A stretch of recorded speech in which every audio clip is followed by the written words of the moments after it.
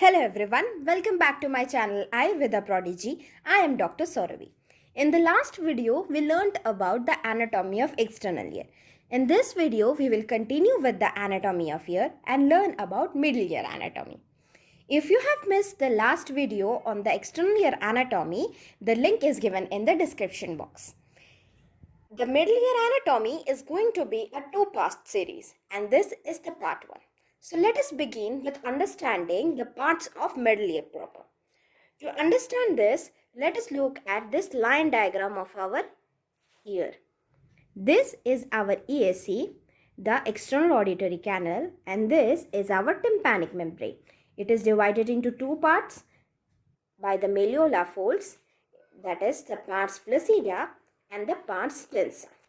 So the part of the middle ear proper that lies against the pars flaccida is called as the attic or the epitympanum.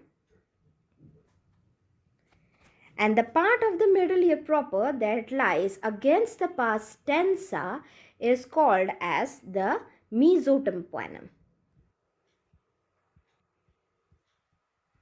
We know that the pars tensa on its periphery is lined by a fibrocartilaginous ring called as the annulus. So the part of the middle ear proper that lies below this annulus ring is called as the hypotympanum. Our middle ear is an air containing cavity and is connected to the nose that lies anterior to it. So this is our nose. Behind our nose we have a chamber called nasopharynx. Now our nasopharynx and our middle ear is connected via a tube. This tube is called as the eustachian tube. What it is called as? The eustachian tube.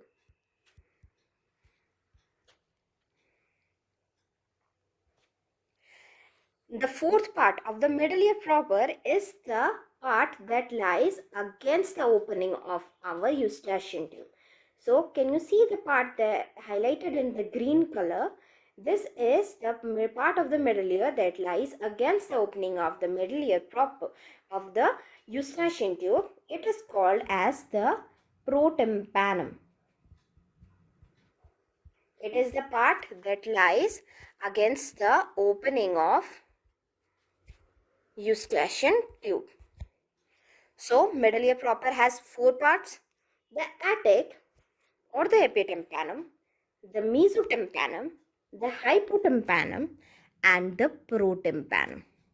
So if the middle ear is anteriorly has eustachian tube, then posteriorly it has the mastoid bone. The mastoid bone acts as a reservoir for air. It contains air cells and mastoid antrum. The antrum is the largest air cell. So anteriorly middle ear has eustachian tube, then posteriorly it has a mastoid antrum and mastoid air cells. So what happens is, where on inhalation the air enters nose, through the nose it travels to the nasopharynx, and via the eustachian tube it enters the middle ear. And then it travels to the attic of the middle ear. In the attic we have a communication. This communication is called as the adytus ad antrum or just adytus. Via this communication, the air enters the antrum and the rest of the air cells. This pathway is called as the ventilatory pathway of the middle ear. The middle ear cleft. The middle ear cleft is formed of 5 structures. The 5 structures are the eustachian tube,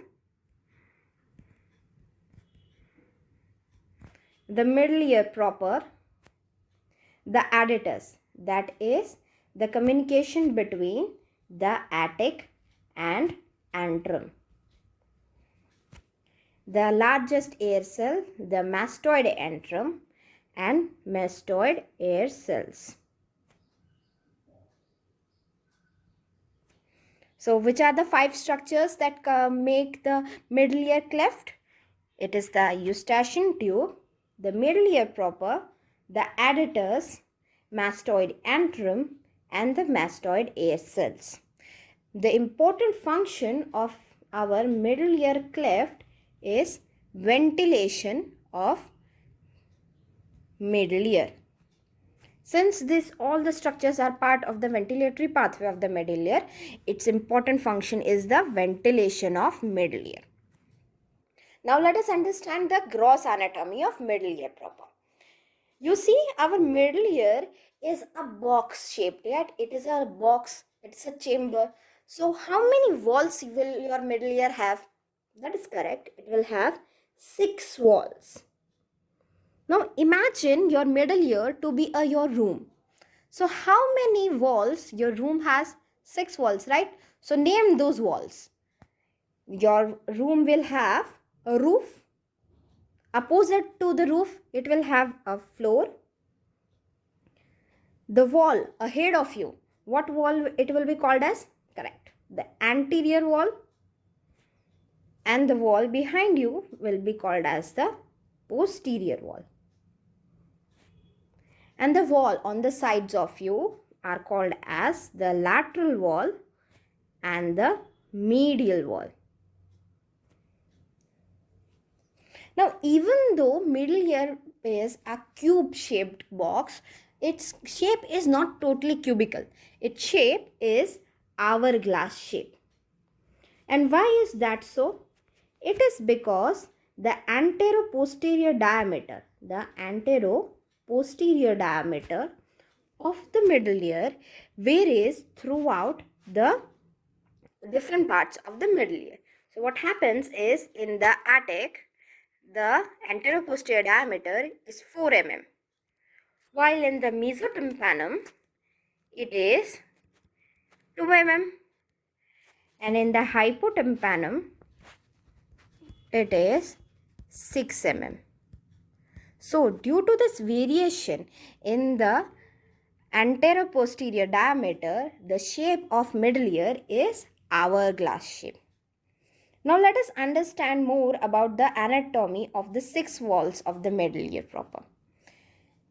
The first wall is the lateral wall. The lateral wall separates the middle ear from the external ear. So it is made up of the tympanic membrane and a structure called scutum. Now the scutum is an overlap of EAC or a portion of EAC that covers the attic. So it is the outer attic wall.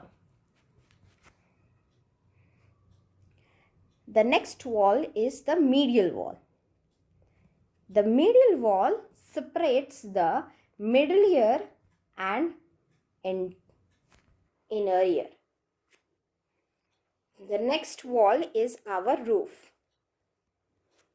Now to understand the roof, what we will do is, we will remove the tympanic membrane and rotate the orientation of our middle ear. So let us look at this diagram. Now what we have done in this diagram is, we have removed the tympanic membrane and rotated the middle ear orientation. So what happens is, this wall is the roof. Alright, and this wall opposite to roof is the floor. So roof is made up of a thin plate of bone that is called as the tegmen tympani. This separates middle ear from middle cranial fossa.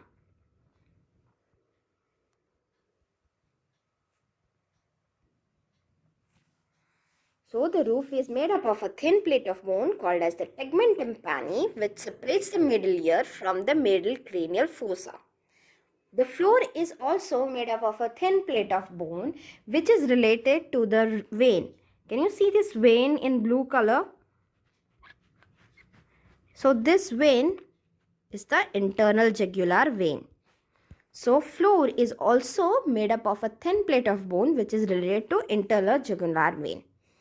So roof is made up of tegmen tympani, which separates the middle ear from the middle cranial fossa. The fourth wall we have is the floor. It is also made up of a thin plate of bone which is related to the internal jugular vein. Now let us understand the anterior and posterior walls. This is the anterior part and this is posterior. Alright. So this wall is the anterior wall. Now anterior wall has three structures. In the middle is the opening for eustachian tube or the pharyngotympanic tube. In the middle it has the opening for eustachian tube or the pharyngotympanic tube.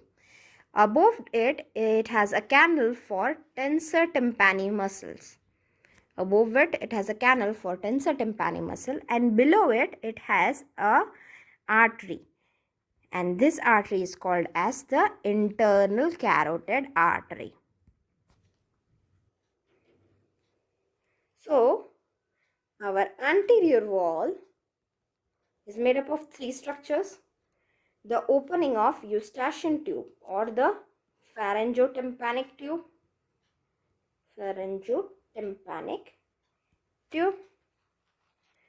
Above we have the canal for tensor tympani muscle.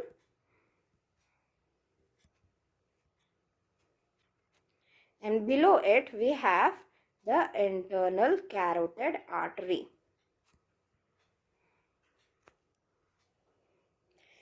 The posterior wall has two structures.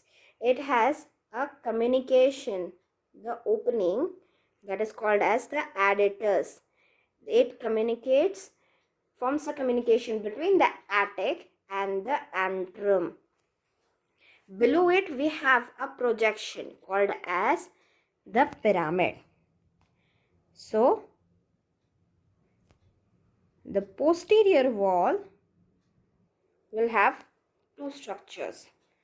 The adductus or the adductus ad antrum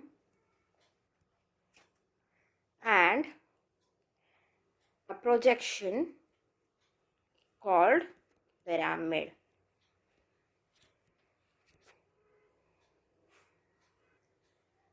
Now the sixth wall, the most important wall we have is the medial wall.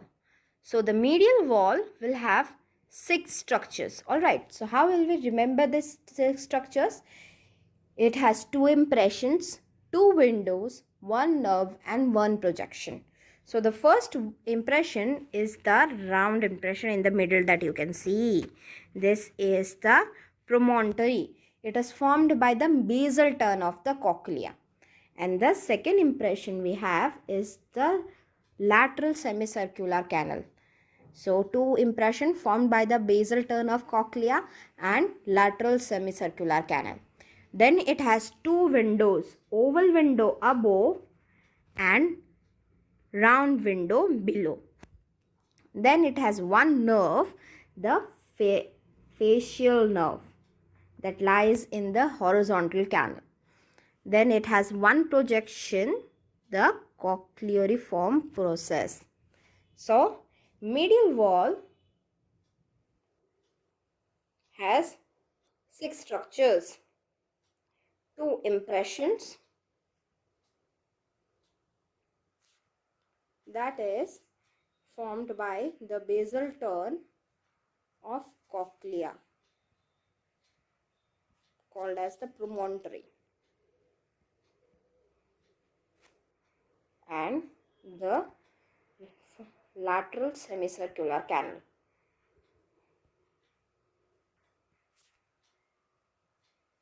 Then it has two windows, oval window above and round window below.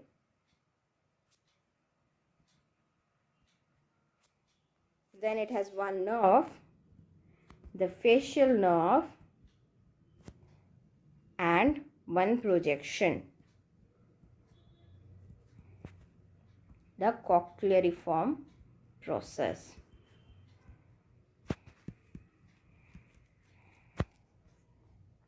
Let's do a quick recap of the things we learned in this video.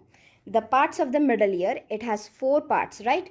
The epitympanum or attic, the mesotympanum, the hypotympanum, and the protympanum.